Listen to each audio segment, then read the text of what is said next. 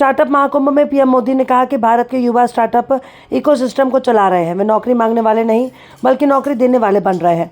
PM Modi ने startup Mahakumbh में कहा कि भारत दुनिया का तीसरा सबसे बड़ा स्टार्टअप इकोसिस्टम है, जिसका नेतृत्व युवा कर रहे हैं, जिससे भारत एक विकसित देश बनने के लिए रोड मैप बना रहा है और सही समय पर सही फैसले हो रहे हैं। साथियों, भारत आज अगर ग्लोबल स्टार्टअप स्पेस के लिए नई उम्मीद, नई ताकत बनकर उभरा है, तो इसके पीछे एक सोचा समझा विजन रहा है। भारत ने सही समय पर सही निर्णय लिए, सही समय पर स्टार्टअप्स को लेकर काम शुरू किया। अब ये समिट तो आप लोगों ने बहुत बड़ी मात्रा में ऑर्गेनाइज की है, लेकिन जब ये शब्द भी का स्टार्टअप नहीं हुआ था,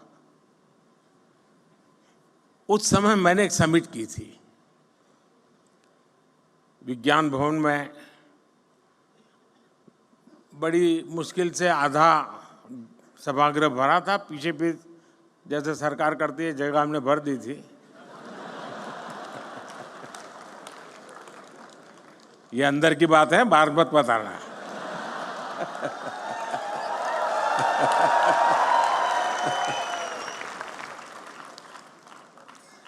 और उस समय देश में जो नए नए कुछ नौजवान, और मैंने startup India, stand up India इसको लॉन्च करने की दिशा में मेरा प्रयास था।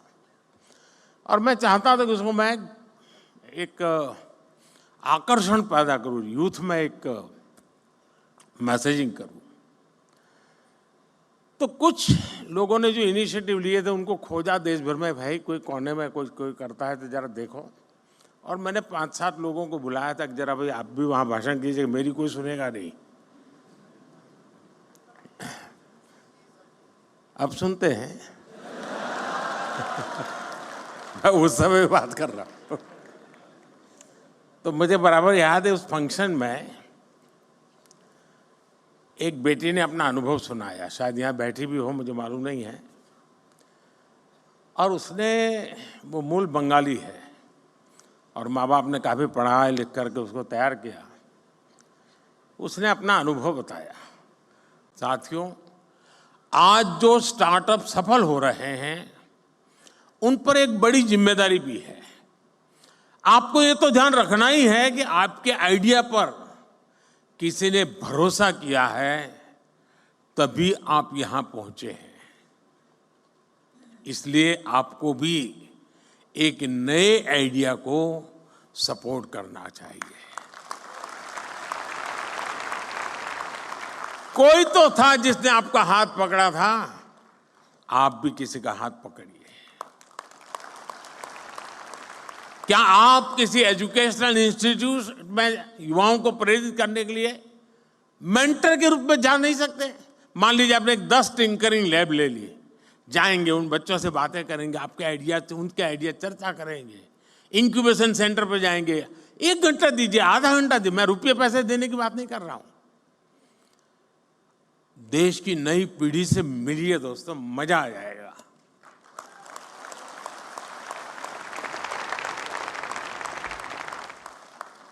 आप कॉलेजों में, यूनिवर्सिटीज में स्टूडेंट से मिल करके उन्हें गाइड कर सकते हैं, क्योंकि आपके पास कहने को एक सक्सेस स्टोरी है, उसको सुनने के लिए युवा मन तैयार है।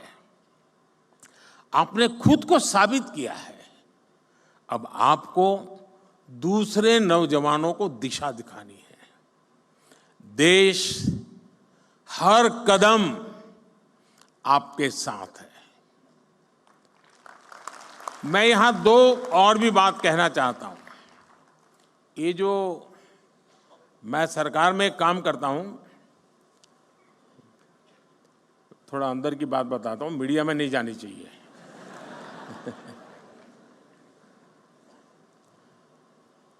मैंने सरकार में एक बार कहा आकर के, नया नया यहाँ आया था दिल्ली, यहाँ का कल्चर का ज़्यादा पता नहीं था मुझे, बाहर का व्यक्ति था।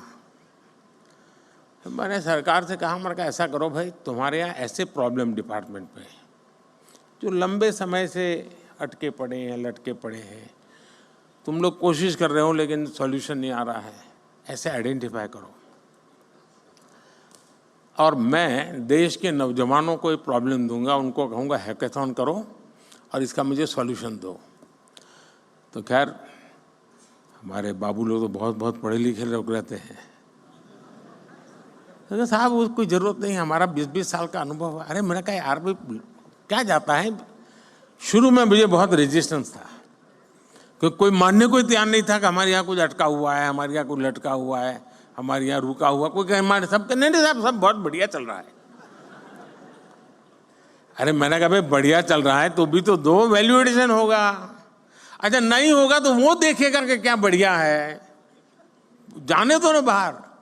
खैर बड़ी मुश्किल से सब डिपार्टमेंट ने मुझे, मैं बहुत पीछे पड़ गया तो निकाल करके दिया कि साहब ये एक समस्या है, ये तो टोटल लगाया तो करीब 400 निकली।